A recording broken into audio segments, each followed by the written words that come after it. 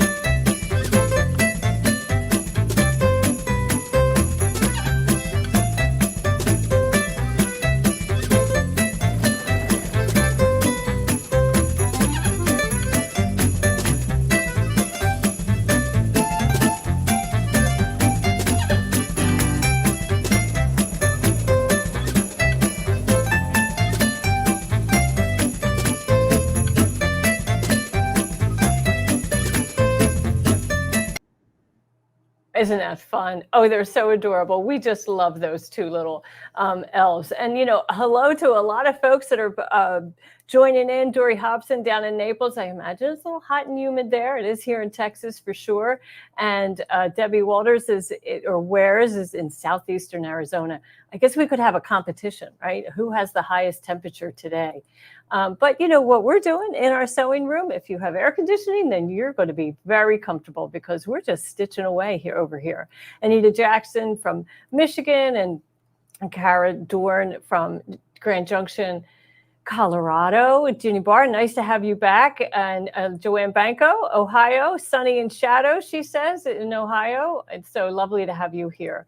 And my good friend and stitching sister, Kathy Colvin, up in Walker, Minnesota. Lovely to have her here. So let's go ahead. And of course, we talked about today's program is going to be all about metallic thread. So of course, it's brought to you by our Kingstar Metallic Thread. And look at the luscious rainbow of colors that you can experiment with, play with, and just stitch to your heart's delight, right? So all spools, individual cones, 1,000 meter are on sale for $14.99. When you throw several in your cart, you're going to get free shipping on anything that's over $75. So yeah, let's see. And let's see, Elizabeth Dickerson has a question. Does it matter? Lots of questions coming through here. Does it matter if Kingstar is coming off horizontal or vertical? It really doesn't, Elizabeth. On my multi-needle machine, it's vertical, stands straight up, goes through the thread guides perfectly. And on my flatbed machine, we place it on the horizontal pin. Now, if you're having a little difficulty, then take it off the horizontal pin and place it vertical on a thread stand. But normally we don't have to do that. It runs beautifully. And when I put it on my horizontal pin, I don't put an end cap, a spool cap on the end of my spool. I just let that metallic thread wind off of the spool and go into the tension guides without any spool cap. Now that spool cap is what comes with your embroidery machine, and that's usually what you put at the end onto the spindle at the end of the spool to, make sure that the spool doesn't joggle all around. Well, on Kingstar, I don't put that on there. I just let it flow. I don't need another piece of equipment, let's say, for it to get caught up on. So that's what I do. The beauty about Kingstar, you don't need a special needle. Doesn't have to be a metallic needle. Doesn't have to have any kind of specific metal. It's just a regular embroidery needle will work beautifully with your Kingstar. And just like any embroidery project, you're going to select your needle for the fabric that you're stitching on. Don't worry about that thread. It's going to be just beautiful. It is amazing. What do you see? We have some pretty samples that we're going to show you today. And let's see, we have a guest from Brittany, France. Welcome. It's lovely to have you here. We love having people from all over the world joining us. It's just awesome. Let's see.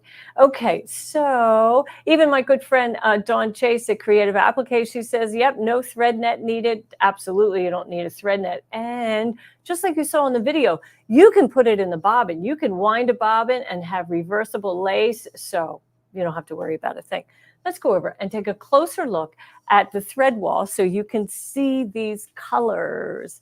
Look at that. So we start with 3 colors of pink, very light, medium, and then we get to a bright fuchsia, right? And then 2 purples, lighter and deeper.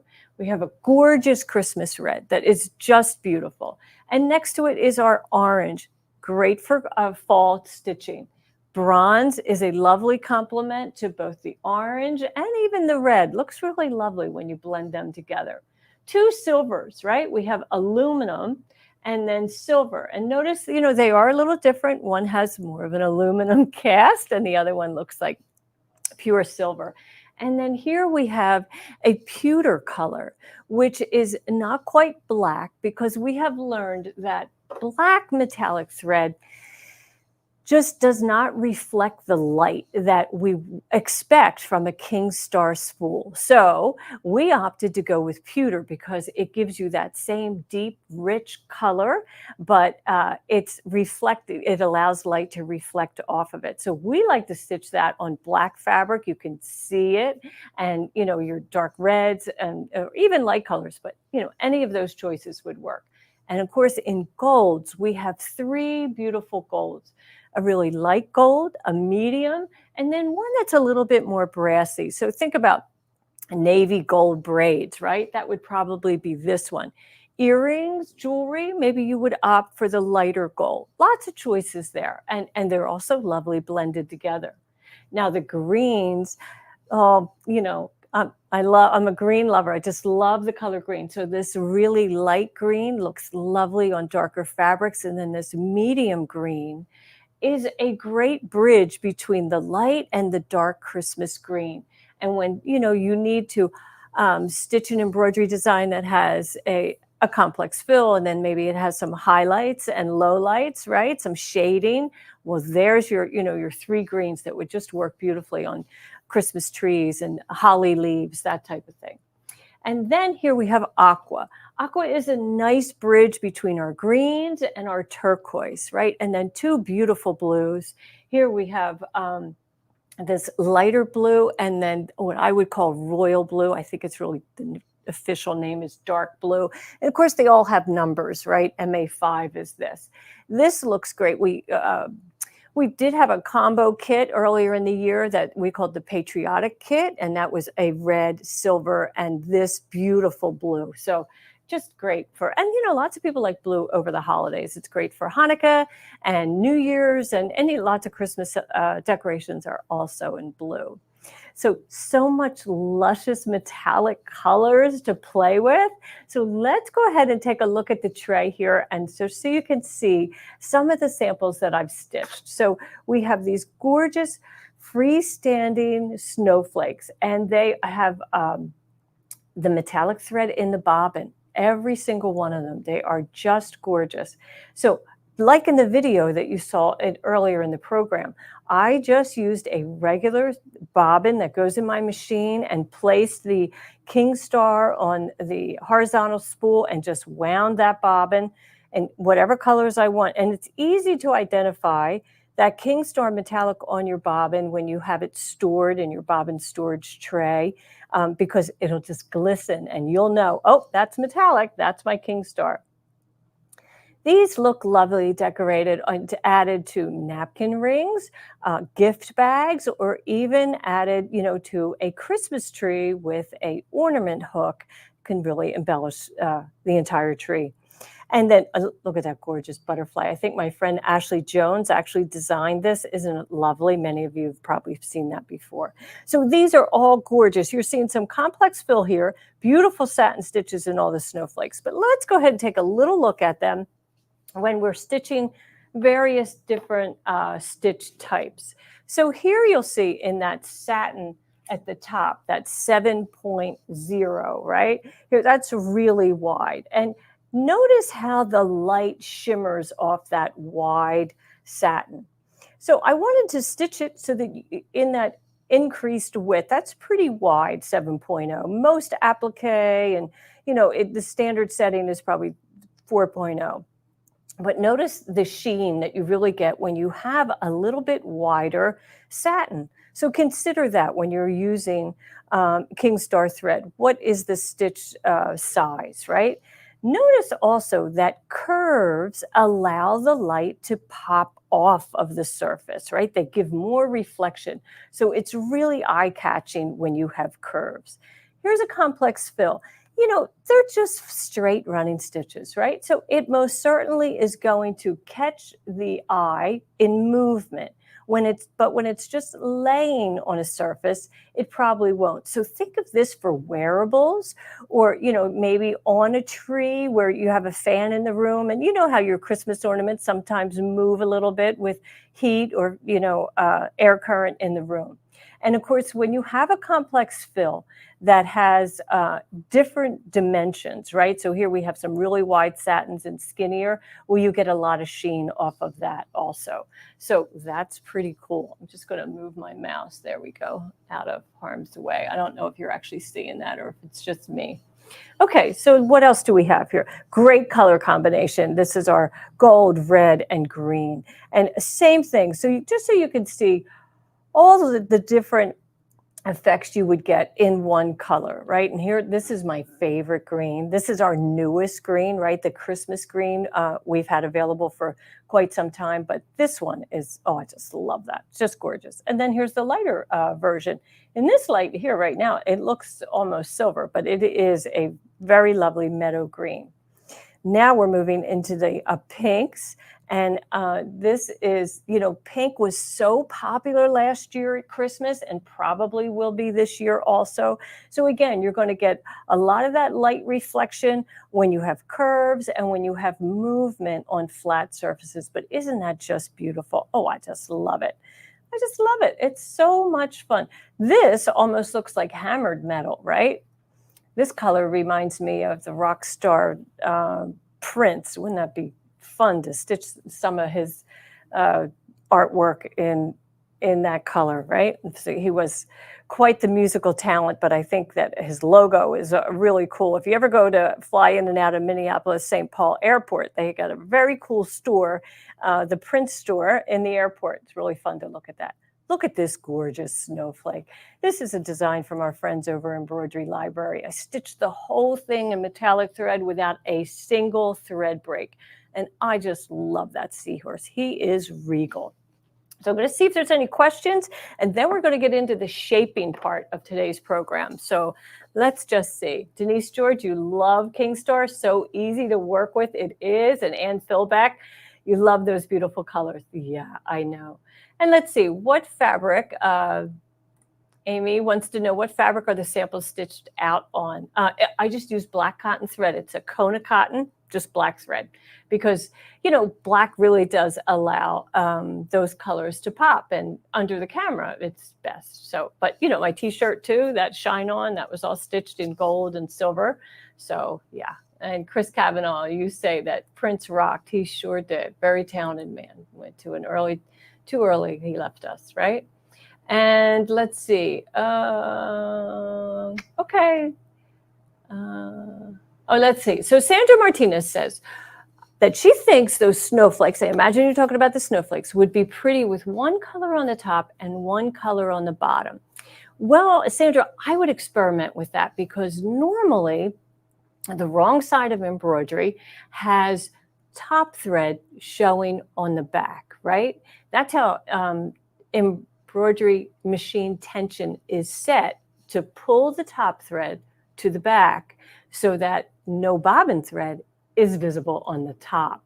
So with that being said, you should really stitch one sample, just one small snowflake, and flip it over and see if you like that look.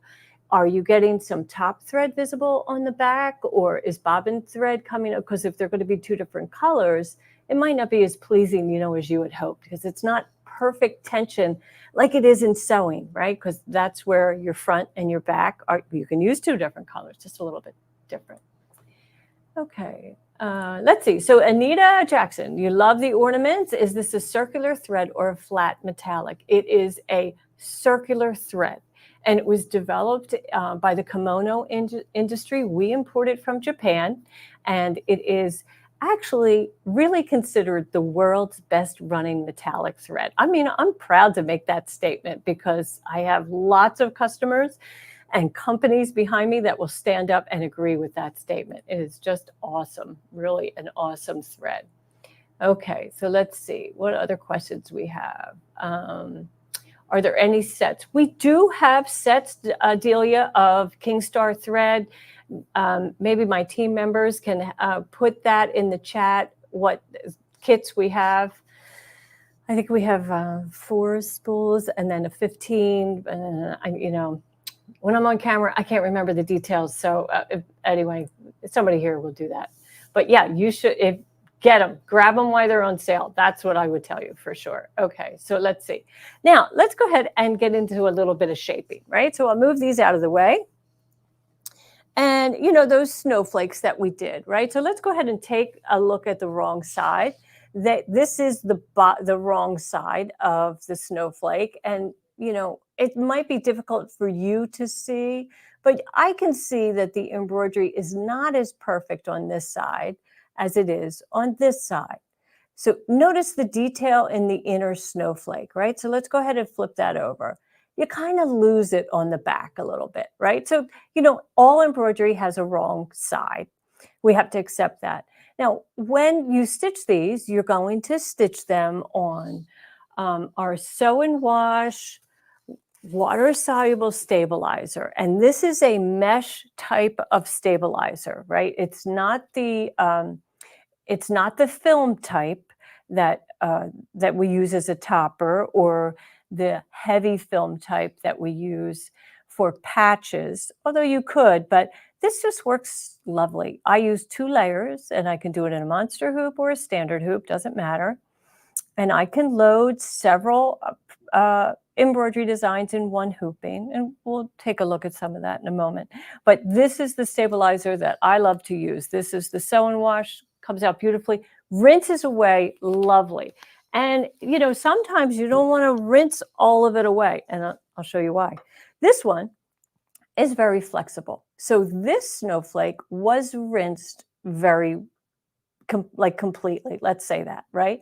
Probably used either very hot water or, almost hot water, right? So that's what would allow all of that water-soluble stabilizer to dissolve and leave the embroidery behind. And so it's not tacky when I touch it. I could wear this if this was on a scarf or around a collar. It would be really comfortable. So nothing special about that, right? Just rinse in hot water. So now I'm going to show you, here's kind of same concept. This one is the little Christmas tree, was stitched and rinsed out with cold tap water. Now notice that it has that shape, right? It didn't dry nice and flat like my snowflake. Well, that's okay. I can press this. So let's go ahead and do that. We'll bring this iron in and we'll press it. And we can press it from the back so that we get, and I'm using a heat and press pad because these are so handy. And so I'm just giving it a nice, some pressure. And now it's just as flat as I could want it. And depending on what I want to do with that, I may sew this onto a napkin ring. I may put a ornament hook up top, just kind of work that through, and then I can hang it on a tree. I could sew it on a ribbon, lots of different options. So this is how I proceed to rinse out, right? So all of these were in a hoop. I actually had 4. This was in that hoop, right? Here, let me pull that down so you can see it. So this was my hoop. Of course, this sew and wash stabilizer filled the hoop.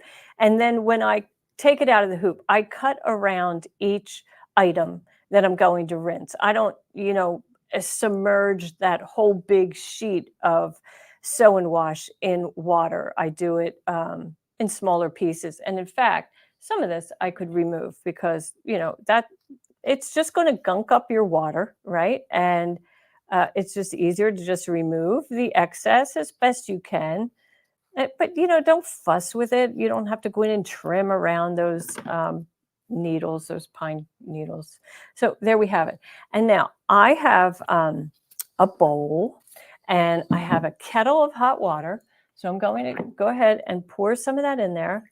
And you can probably see that it's steaming, right? And if you can't see that it's steaming, I'm going to go ahead and read the temp. So the temp is, wow, that's really hot. It's, let's do that again. 148. It's not really that hot. Okay, so that's probably just perfect. So let's go ahead and dunk this one in there. Now you can see a water-soluble stabilizer already starts to dissolve. So I'm just going to give it a little rub, right? A little dunking into the water. And I'm going to get a paper towel. And I also use a baking rack. That's what I use at home. So I actually brought it in to show you how I do this. So let me move this out of the way. I wonder what a mess we're going to make. So you know what? I'm just going to put a towel underneath so that if it drips, it's not too messy. And then I'll put my paper towel on top. Okay. And we'll take that out. And then there we have it. And you can see it's still really wet and it's tacky. Like it wants to stick to my fingers. So that's probably good if I want to shape this. Even if I don't want to shape it, if I just want it to be flat, well, if it has some of that stabilizer still in it, it's going to dry clear and it won't have excess shine. You're not going to see the stabilizer shining. So this now that it's blotted on the paper towel, I just let it sit on that baker's rack and let it dry. And that's how easy that is. Now, let's go ahead and move to another segment. Now, sometimes we want to do things round, right? We want to do napkins, napkin rings, or maybe votive candle holders. And so here's a couple different designs to show you. So let's see. This is a napkin ring that has not been rinsed. And this is one that has been rinsed, right? Now notice I have a cardboard core. And if you have a bathroom, you know what this is. And I have wrapped this core, this cardboard core, in this product, which is Glad Press and Seal. Why did I do that? Well, it sticks to the surface but my embroidery will not stick to it. So it's wonderful. Now my core is actually smaller than my napkin ring, but that's fine. It's okay that I dry it on a core that is smaller than my napkin ring, and I notice I've pinned through the one end of the napkin ring and into the other end, and actually pushing all the way through the cardboard on both sides. And the reason why I do that is well, you don't see the pins, but the reason why I do that, that's going to allow this lace, I'm going to call this lace because that's really what it is, to dry in a straight line. I want all these edges around my napkin ring to be straight and flat, because lace can, when it dries, you can kind of get some areas that'll like twist in and or pull out. So this allows it to dry nice and flat, and then I can pull these pins out, and then when this is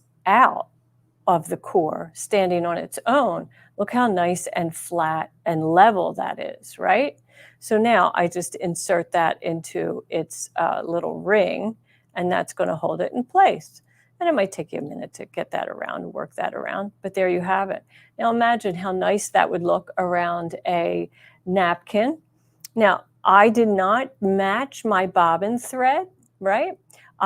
You can see I have white bobbin thread in there. And why did I do that? Well, on a napkin ring, this is going to have a napkin inside of it. So the wrong side is not going to be visible. Nobody's going to see that there is white thread. And unless your guests are embroiderers, they don't even notice that white thread. I'm telling you, that at all, ever. So don't fuss or don't waste your King Star thread, right? Maybe for a project like this. When you get to ornaments and so forth, where you're going to see all sides, then that's a good way or a good time to use King Star thread in the bobbin. So that's super easy. Okay, now we have this adorable votive cover. Now this would not be for a true candle. This would be for an LED votive candle, and they're usually quite small, right? Smaller than the diameter of your project. So I dried this around a can, tomato paste can, those small cans that come in. And then when I remove it, it's perfect. Here, let's see, maybe we get the side cam on and see how that works, if you get a good vision of that on the side. Okay, so we're not able to do that. But isn't that beautiful? I mean, I just love how that came out. Imagine if you had a candle in there and the glow through the openings of these leaves and the poinsettia and, all that. So just really, really fun. So again, we can go ahead and we can do this right now, and we'll just dunk this. Now, I'm not so sure my bowl is going to be big enough, but we'll try. We'll see. And maybe I'll add a little bit more water. And we'll just put it in there. See how that goes. This is like one of my favorite parts, where you can see the stabilizer on part of the project, and yet it's gone on this side. It's just so fun. If you have grandkids around, they're mesmerized by that, just mesmerized. Okay, so then over here, we'll hold the other end. Of course, I could hold this with my fingers, but, I need to be on the computer. I need to be doing a gazillion different things here in a moment. So I'm just going to try to keep my hands clean. And, okay, I think that's probably got enough of it out of there. And it's really wet. I mean, see, it's really dripping.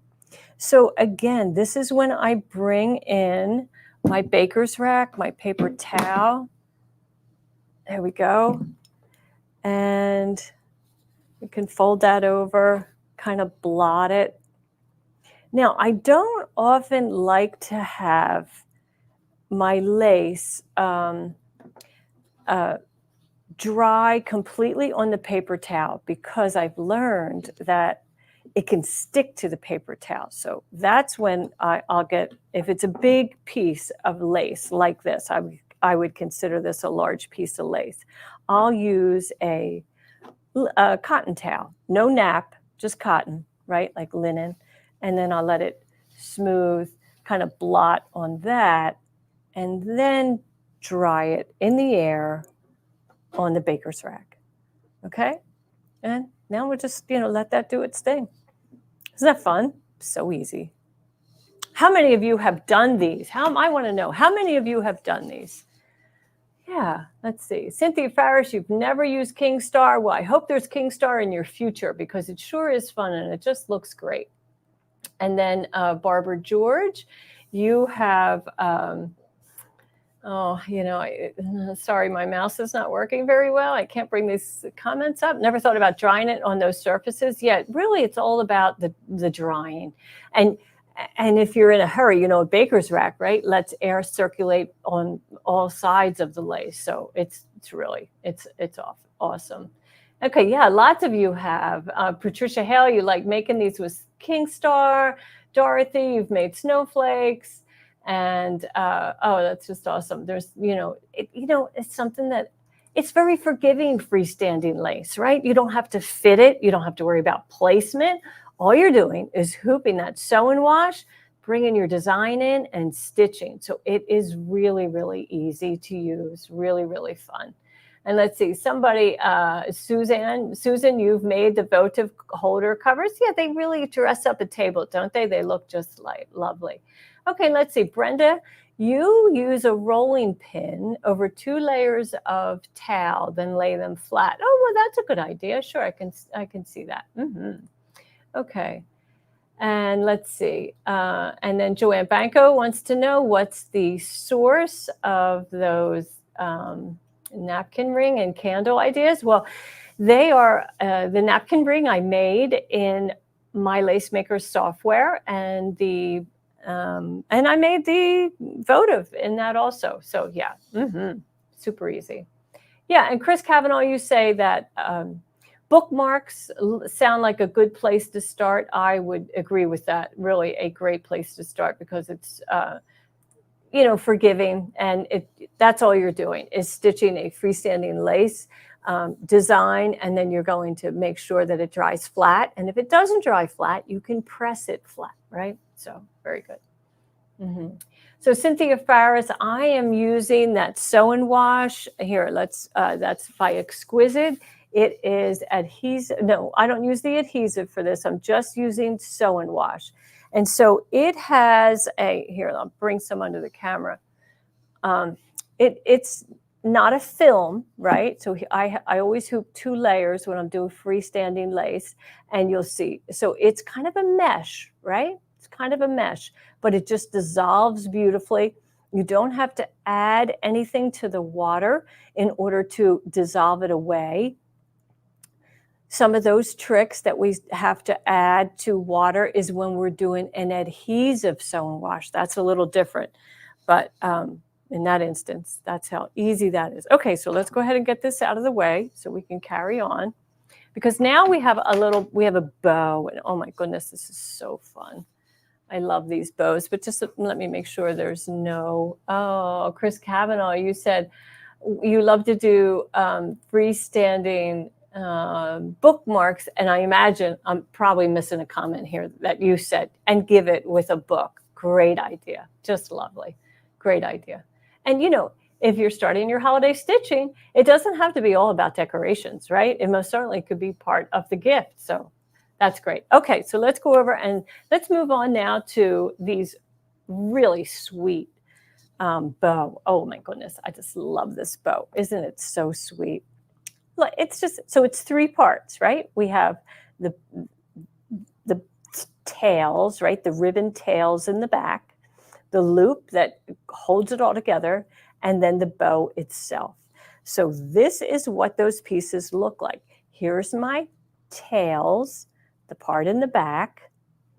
Here is my loop that goes all the way around. It's longer than you would think, right? But actually you need that length. And then here's my bow. This is the shaped part of these 2 loops of ribbon. Aren't they gorgeous? So we have 3 different techniques, well, 2 different techniques that we need to worry about here. So one is these 2, we're going to dry just like we did the Christmas tree. They just need to be flat, really, right? This just needs to be flat, and this will be curved later, but he can start out flat because since he's wrapping around the ribbon and the tails, they will give him shape. But this, they need to have some puffy, stand-up loops. So let's go ahead and let me clear these out of the way, and we'll just kind of work right on them. And I'll get my towel here. It's really dangerous, folks, what I'm doing here today. I'm in a studio. I'm not, normally I do this in my kitchen so that, I have a big sink and all of that. Okay. That's probably more than you need to know, but anyway. Okay, so we're going to get my water and dunk him down, right? What happened to my tongs? Here they are. Okay, we're going to dump them down, and then the other side. All right. Now we do want to blot that. I'm going to get some new paper towels. And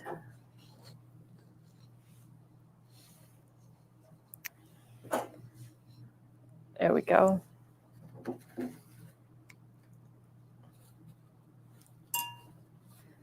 And now this is really pretty sticky because my water is not that hot anymore. So if I wanted it to be more fluid, if I didn't want stiff shapes in this embroidery, then I would add hot water.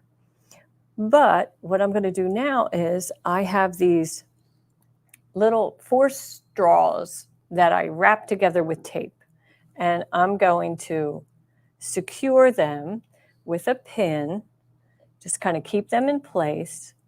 I'm going to lift this up and just pin it in place, and then I'll do the same for the other side. And then when these dry, they're going to have these nice raised loops. It's going to be awesome. Of course, here I am at dime. I only have 1 pin here, so I have to use it for both projects. Both sides. Isn't that great? So that's going to take a while to dry for sure. And, no harm, no foul, right? We'll just let it dry. And then the other pieces, we'll rinse them also. And then we just assemble them together. You do kind of hand sew that together once it's wrapped around the tails and the ribbon itself, the bow. So, and it's just here, it's just a couple stitches. You can see here, just a couple hand stitches were added, 1, 2, 3. That's all you need, just 1, 2, 3. You could glue it, and we're going to glue something in a little while too. So, oh, that's so cute, so fun. Again, we made that in My Lace Maker. Such an easy project to do and to enjoy at home. So I'm just going to move these out of the way. You don't need to watch me rinse those other pieces. And then we'll move on to, we have these Christmas cones. Now, in the opening slide, let's go back and take a look at that opening slide. Let me just, if we could, here, see those cones? Aren't they adorable? I love them. And look, they have a little votive candle inside them. So on the green tree, it's just an embroidered cone, and those little white snowballs are just tiny little cotton balls, that we glued on. So that's how they're applied. Now the red cone has a stripe, and that's actually stitched onto the lace cone. Same with the gold cone, the gold tree. Those beautiful white snowflakes are stitched on that. Now notice the star at the top of each of those Christmas trees. It's there for a reason. The top is not that pretty, and you're going to see in a minute. So, like I said, all embroidery has a wrong side, right? So when you position these beautiful cones, these Christmas trees on your decor, whether it's a mantle or a tablescape, know that you're going to have a wrong side, and you'll want to put that part against the wall. And then the star kind of camouflages the top. But so easy to do, so easy to do. And let's see. Oh, Amy Van Horenbeck, you like how I repurposed household items for crafting? Yeah, well, I'm kind of MacGyver everything here, right? That's what we do. And I'm sure that's what you do at home, right? It just makes it easy. You have this stuff laying around your home. So, okay, let's go on back and move on to the cone. So I got to clean this up, leave my tools, right? And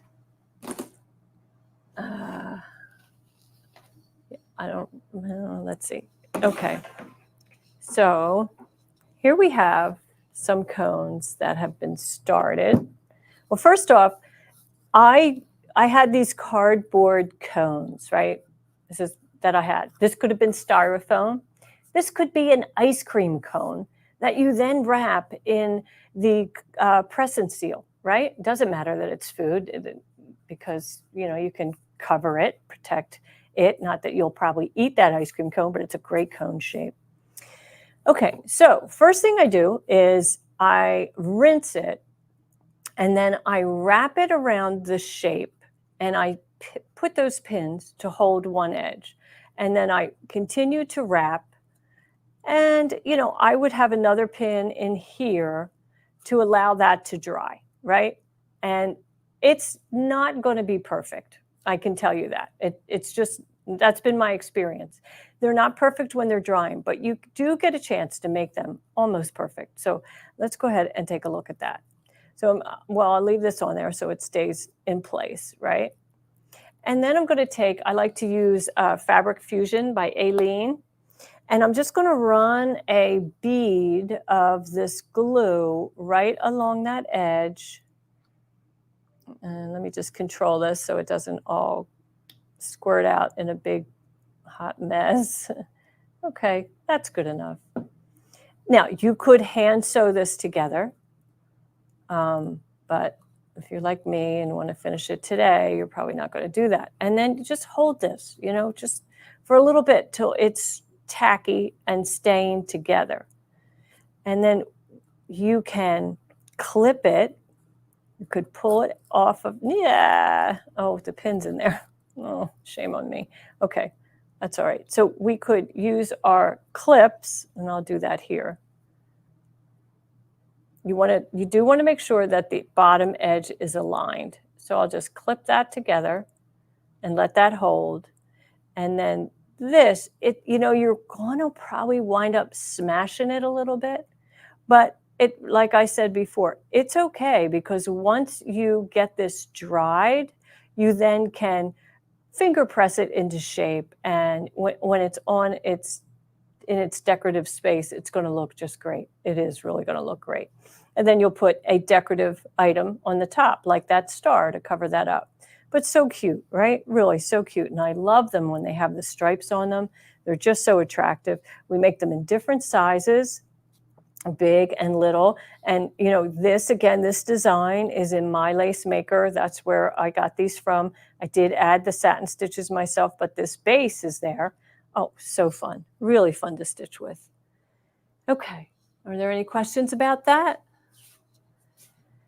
What do you think of using a very small piece of Velcro to hold the straight strip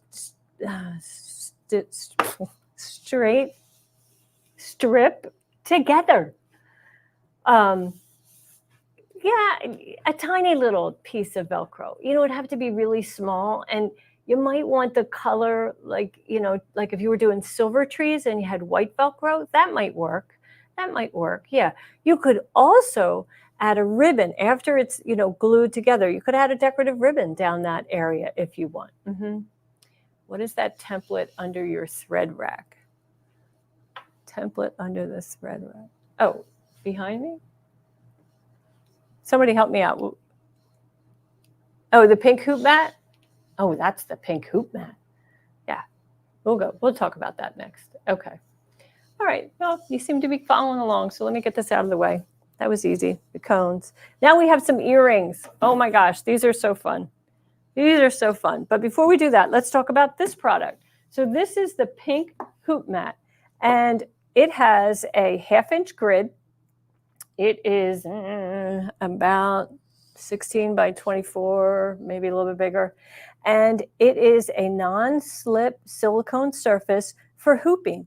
When you place a hoop on here, which we do have hoops in this building, believe it or not, the hoop doesn't move at all. So just bear with me while I grab a hoop so I can show you that.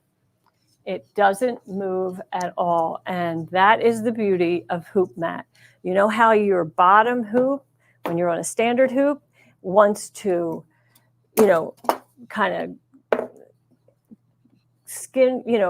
slide out of the way, you cover it with stabilizer, and then you put your fabric down and you have no idea what's happening.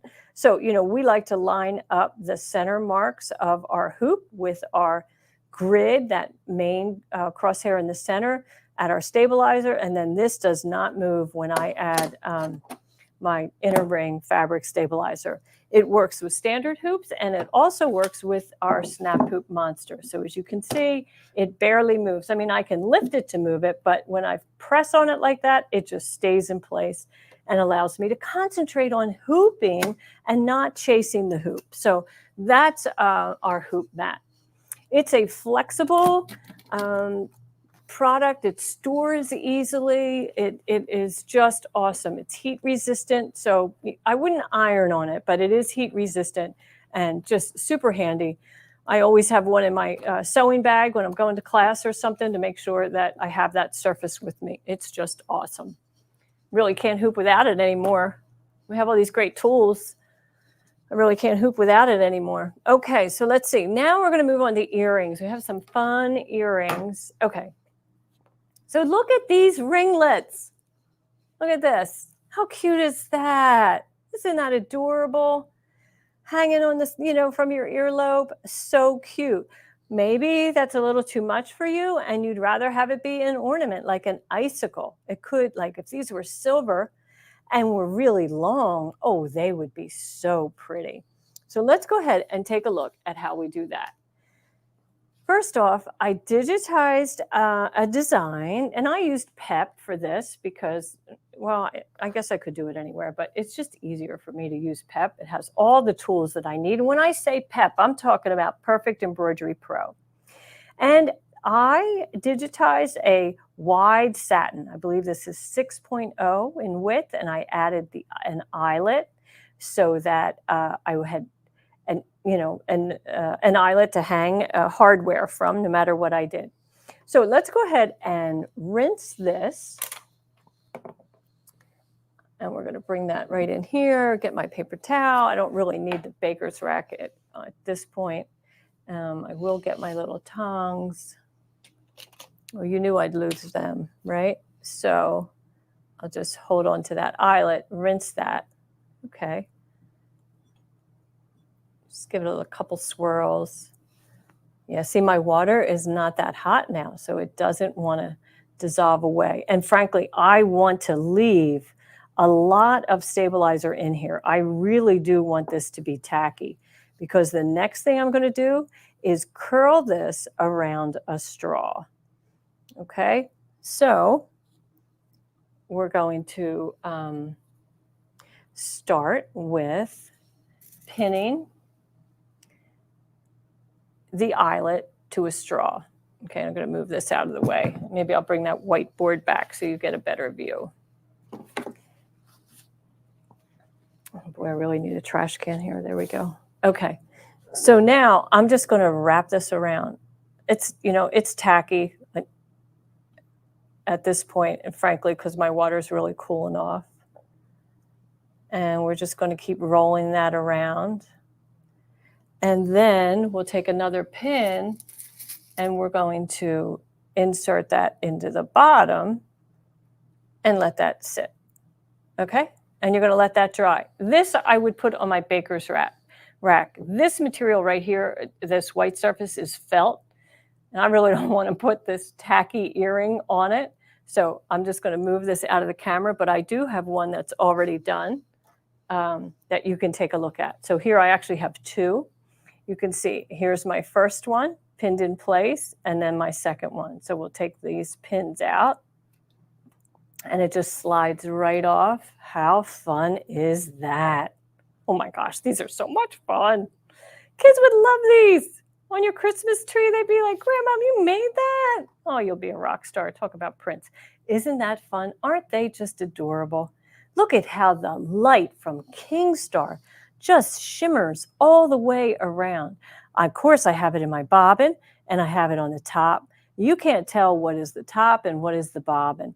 And imagine if these were really long, right? I just kind of came up with this yesterday or this morning, and I didn't really think about it. I should have done some ones that, that were like the length of a 10-inch or 12-inch hoop. I mean, they stitch up so quick.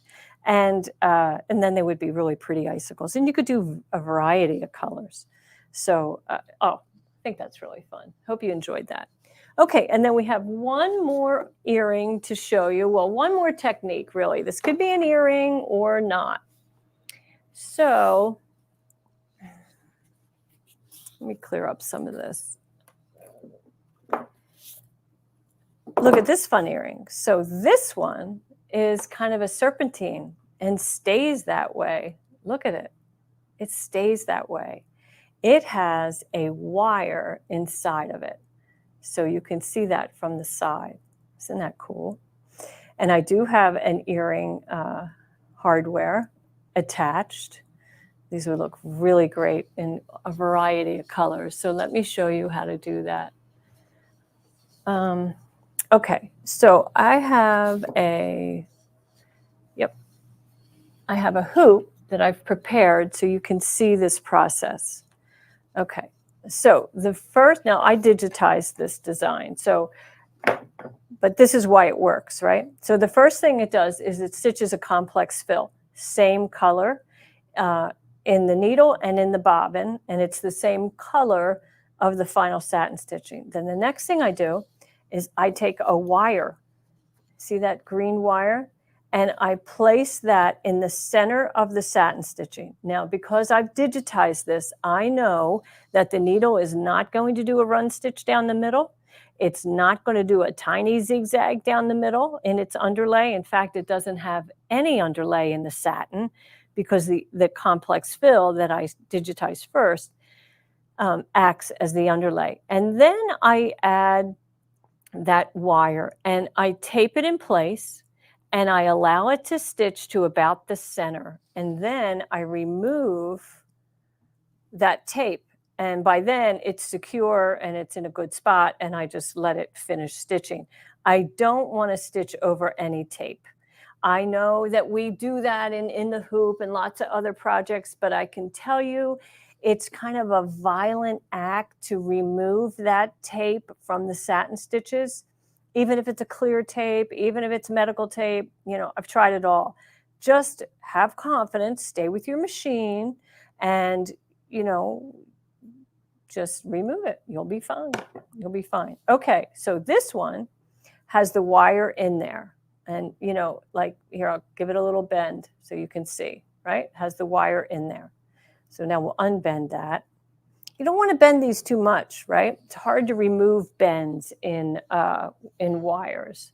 So let's go ahead and I'm going to add a little bit more water. Let's see if it's not really going to make it hotter because it's probably all the same temperature, but anyway. Okay, we'll go ahead and we'll dip this. And we're going to let that, oh, look at that. Comes right off, right? Isn't that cool? So cool. Okay, and then we're going to blot it just like we did the others. Oh, and look what's happened to my bottom. Now, I've made 7 of these, and that has not happened. But because we're on camera, it happens. So we'll just ignore that, right? Everybody just ignore that for me. Okay, the next thing we want to do is we want to shape this. Now this time, to get that serpentine, I just used my fingers. Here, let me bring that under the camera so you can see a little bit better that shape. I literally just used the side of my finger and bent it and then brought it up over the other one and then bent it down again. And then once my fingers were out, they really want to stick. I could play with repositioning, making it a little bit more vertical, maybe tucking this underneath, and there you have it. So what would I do if this happened to me I was going to really save this? So I would just let it dry, right? If I had this little mess here at the bottom where the stitches want to fall off because there's no complex fill there, I would just let it dry completely. And then I would hit that area with this Fabric Fusion, and that would secure it, trim off the excess. Nobody would ever know. Remember, if you're wearing these as earrings, I mean, goodness, people are not looking that close. And if they are, probably not checking out your earrings. Okay, isn't that fun? That is fun. Okay, oh yeah, Amy, she likes the orange or purple or black for Halloween, or for Christmas, red, silver, and blue. That's fun. Aren't they fun? Well, let's see. What size wire did I use? Okay, Dorothy, you're going to be so ashamed of me, but I used a Christmas ornament thingy. What do you call those things? This is what I used. Here, let's go to the overhead, please. This is what I used. And I just undid it, right? That's what some of these tools were for. So we have two things here. This is a jewelry tool that just helps you shape and round things or unbend things. And this are wire cutters. So I measured the length, and in my design, it was 3 inches. And then I just cut off that excess with the wire cutters. And then that was my wire. So whatever that gauge is, that's what I used. I have, wire gauge at home, like to make jewelry, but frankly, it's wound on a spool. And I find it kind of difficult to work with because I can't unwind it. I can't get it nice and flat. What I like about these Christmas ornament hangers are, it's got a nice long flat length. So that worked out great. That's what I did. Isn't that fun? Could you twist 2 colors together? I don't know, Joe. Sounds like something I'd want to try, right? Something I'd want to try. I'm really struggling with my mouse here, folks. I hope you'll bear with me. We need to see the oops so we'll know. Oh, yeah, I'm good at showing the oops, Catherine Barker, aren't I? Every show, got to show the oops. That's what I do. It's all right. My dear sister, Marie Zeno, who now lives in Florida, we used to, travel the country together, my stitching sister, and we'd call each other, what are you doing? What are you stitching? And some days, all you're stitching is mistakes. I'm like, I'm just stitching mistake after mistake. So frustrating. So anyway, and now I get to do it in front of you. Okay, so let's see. Florist wire would work. Yes, Kat C says florist wire would work. Florist wire would work. I would be a little concerned the gauge might be too fine. So play with that. Now, if it's too fine, you're not going to get that strong rigidity, and it may slip through the threads easily. So just kind of, keep that in mind. But yeah, give it a try. I mean, to experiment with this stuff, it's such fast stitching. I mean, it's not like making a jacket, right? One hooping in a 4x4 hoop, you can do 6 different experiments, so. Okay, well, today was all about Christmas in July, and I know many of you are starting to get ready and starting to stitch for the holidays, and if you are, I'm so impressed with you. I probably am not going to do that myself, but I every year it just sounds like a great idea. So let's take a look at exactly what's on sale, and that is all the colors of Kingstar, the entire rainbow. So instead of, I think they're normally like $17, now they're $14.99. And if you put several in your shopping cart, then you'll get free shipping when the total is over $75. And it doesn't just have to be Kingstar thread.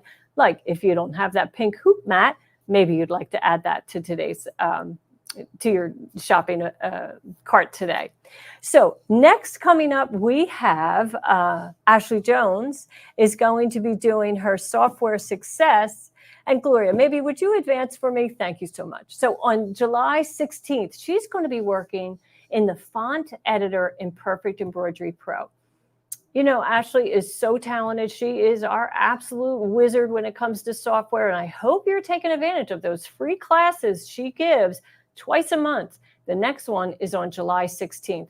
And even if you don't have our Perfect Embroidery Pro, it is something to learn. I mean, you'll learn from her regardless of what software you have, and it might intrigue you to kind of up your embroidery skills and invest in some software. So let's see. Diane Williams, you're asking where's the pattern to make the freestanding lace trees? That's in my Lace Maker software. And if you go to shapes, you'll find it in there. Okay, and Ashley is actually covering for me next week again. I know I've kind of been in and out this summer. I've had a lot of family commitments, so I appreciate your understanding. So she's going to be here next week, and I'm not sure what she's going to be talking about, but you know, it's going to be great because she always is. Now, next up is you don't want to miss a single episode of Between Friends or Software Success. And the only way to do that is to get notified by liking us on YouTube and subscribing to our channel and liking us on Facebook.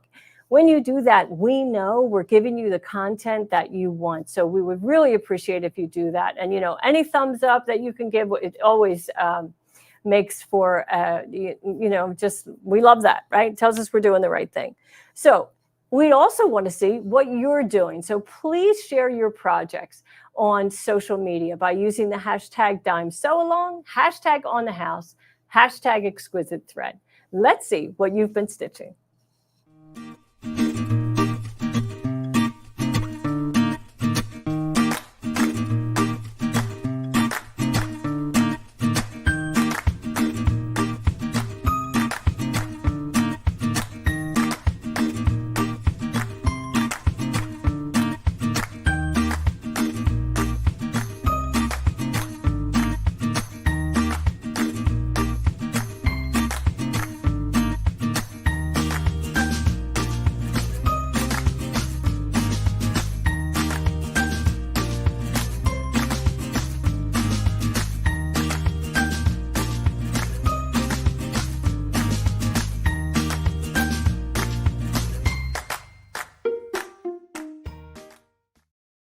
You can find these free designs on our website. Just go to dzgns.com and look for designs and projects, and then click on free designs. That's where you're going to find all of the free on the house designs.